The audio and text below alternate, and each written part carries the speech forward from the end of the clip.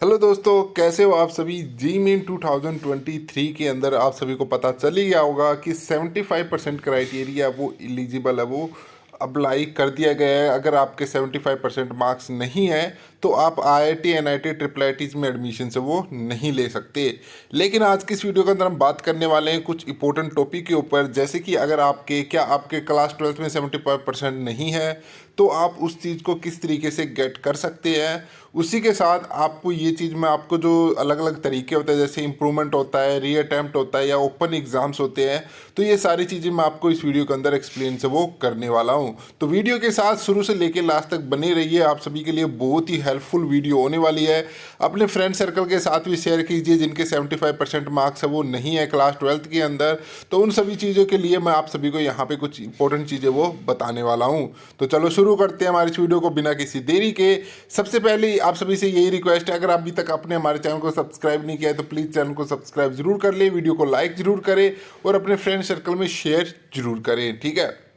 तो यहाँ पे हम बढ़ते हैं। यहाँ पे जो सबसे इम्पोर्टेंट टॉपिक है कि यहाँ पे आपको किस तरीके से आप 75% गेट आउट वो कर सकते हो, ठीक है। सबसे पहले मैं आपको कुछ चीज़ें और भी बता देता हूँ। अगर आप जी मीन्स के स्टूडेंट्स हैं, अगर आपने जी मीन्स के एग्ज़ाम्स दिए हैं, आपकी रैंक है वो काफ़ी अच्छी आई है इस बार 2023 के अंदर, तो मैं आप सभी को बता दूं कि अगर आपके पास एक ऑप्शन बचता है टॉप 20% का, अगर आप इस क्राइटेरिया के अंदर आते हो तो आप जे मीन्स मतलब आईआईटी एनआईटी ट्रिपल आईटीज में एडमिशन से वो हो जाएगा। तो इस चीज़ के लिए भी एक बार ट्राई जरूर करना है, ठीक है। लेकिन जिन स्टूडेंट्स के काफ़ी कम मार्क्स है, जैसे जिन कई स्टूडेंट्स के 50% मार्क्स है, कईयों के 60% मार्क्स है, या फिर वो टॉप 20% के अंदर नहीं आते हैं, तो उन सभी स्टूडेंट्स के लिए मैं यहाँ पे जो चीज़ें वो लेके आया हूँ। तो आपको देखिए कि आपके पास काफ़ी ऑप्शन होते हैं, जैसे कि मैंने आप सभी को शुरू में बताया कि आपके पास ये वाले ऑप्शंस होते हैं, जैसे कि आप इम्प्रूवमेंट कर सकते हो, री अटेम्प्ट दे सकते हो, ओपन से एग्जाम से वो दे सकते हो। तो इन सब चीज़ों के हम बारे में हम बात है वो कर लेते हैं। तो सबसे पहले हम बात करते हैं यहाँ पे इम्प्रूवमेंट के बारे में।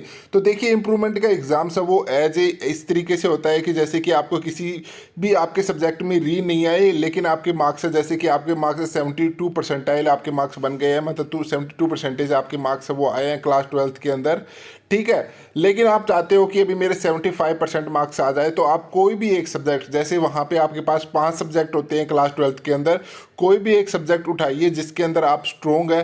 तो आप देखिए कि मैं इस चीज़ सब्जेक्ट के अंदर अपने मार्क्स है वो इंक्रीमेंट कर सकता हूँ। और ये चीज़ ज़रूर सोचना कि आप उस सब्जेक्ट में कम से कम 10 से 15 मार्क्स कम से कम आपको इंक्रीमेंट करने पड़ेंगे, जब जाके आप यहाँ पे 75% के आसपास वो आ पाएंगे, ठीक है।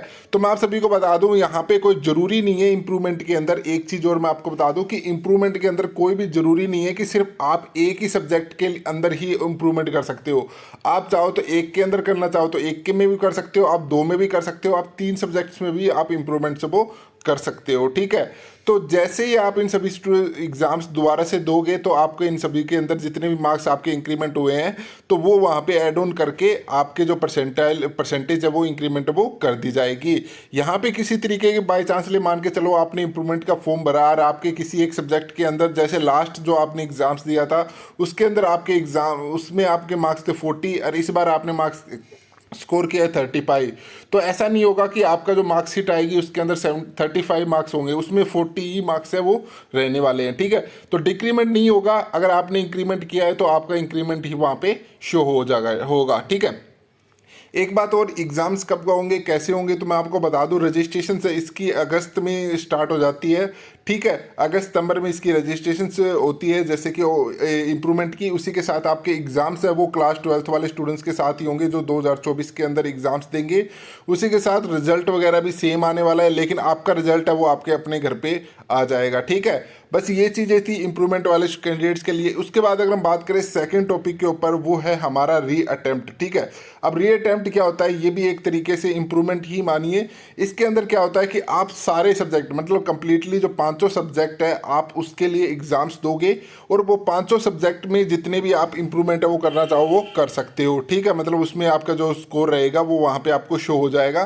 तो री अटेम्प्ट में होता है कि आप सारे एग्जाम्स है वो दोबारा से री अटेम्प्ट कर रहे हो, तो आपका एग्ज़ाम इसमें भी सेम होता है, क्लास 12th वाले कैंडिडेट्स के साथ होगा जो 2024 के अंदर एग्ज़ाम्स देने वाले हैं।